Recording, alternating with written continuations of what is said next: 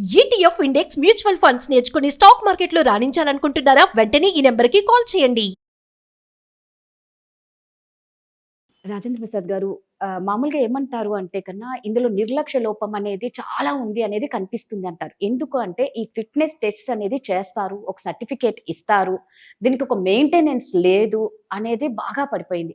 ఆ నిర్లక్ష్యం వల్లే ఈరోజు ఇంత ప్రమాదానికి కారణం అయ్యింది.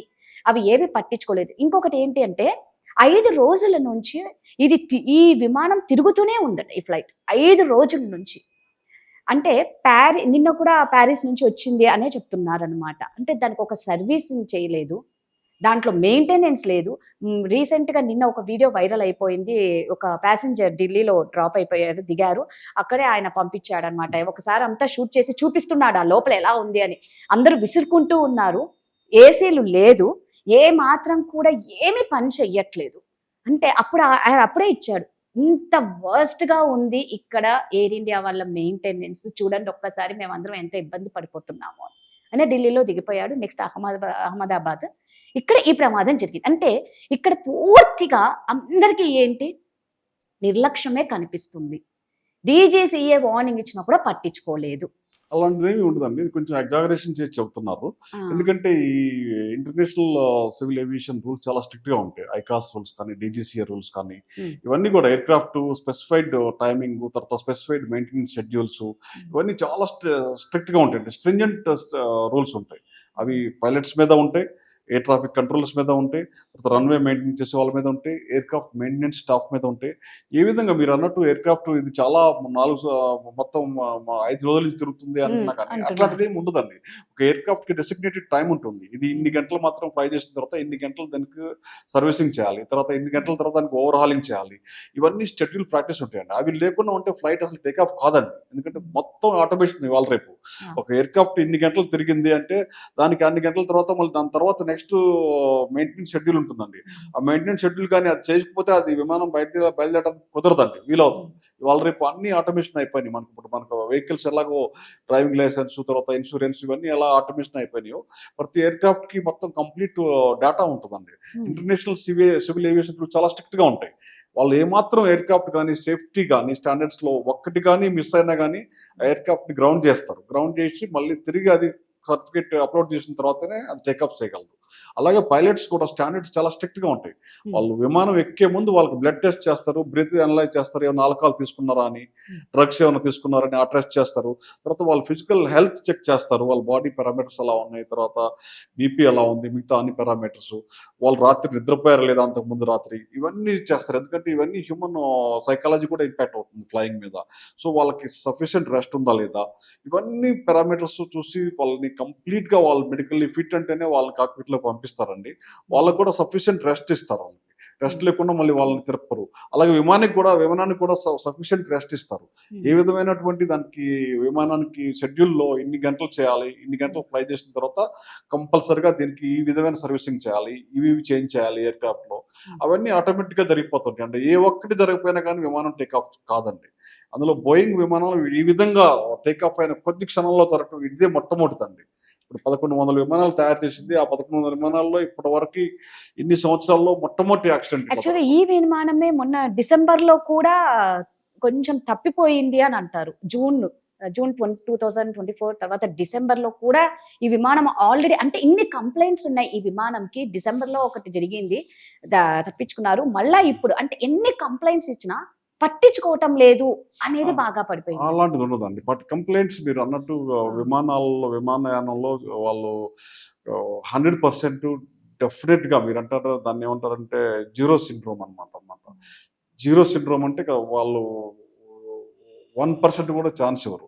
మీరు అన్నట్టు ఈ డ్రీమ్ లైనర్ మీద 2-3 ఎక్స్ ఎంప్లాయీస్ కంప్లైంట్ చేస్తారు. వాళ్ళు ఏంటి ప్రొడక్షన్ లైన్స్ లో వాళ్ళు సరైన టైమ్స్ షెడ్యూల్స్ తర్వాత సబ్స్టాండర్డ్ మెటీరియల్ యూజ్ చేస్తారని ఎక్స్ ఎంప్లాయ్ ఒక అతను కంప్లైంట్ చేశాడు.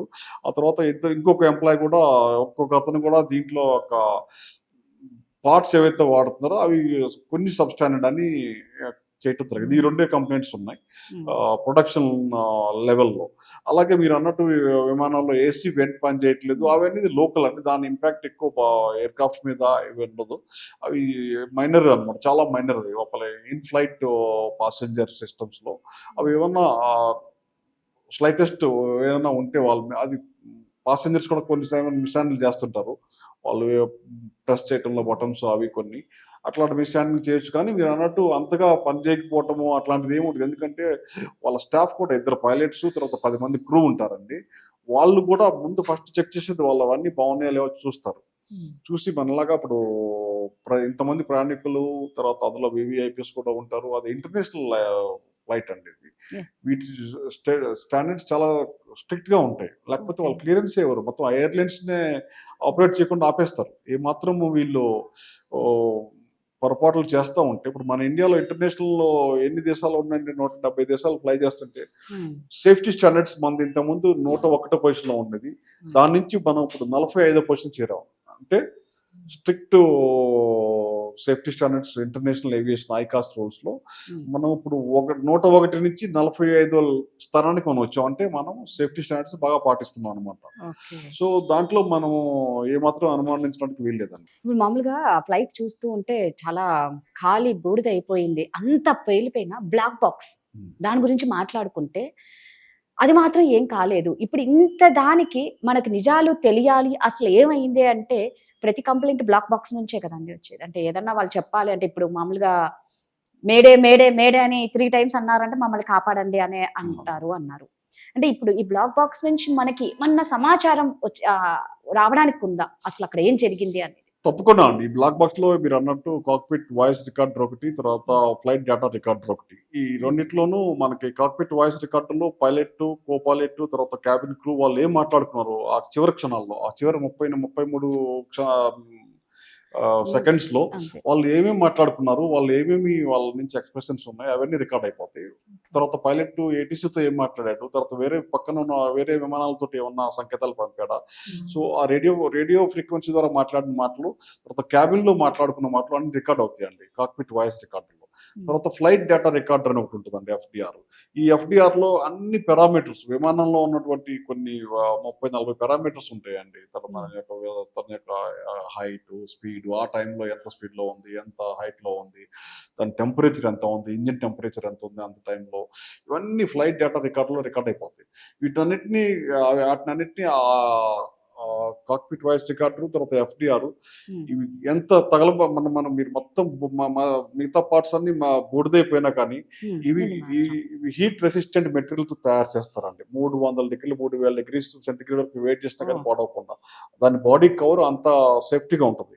కాబట్టి ఎంత అయిపోయినా కానీ దాన్ని వాటర్ రెసిస్టెంట్ తర్వాత ఫైర్ రెసిస్టెంట్ మెటీరియల్ తో దాన్ని తయారు చేస్తారు. దాన్ని తీసుకెళ్లి మనము డిసైఫర్ చేయాలి.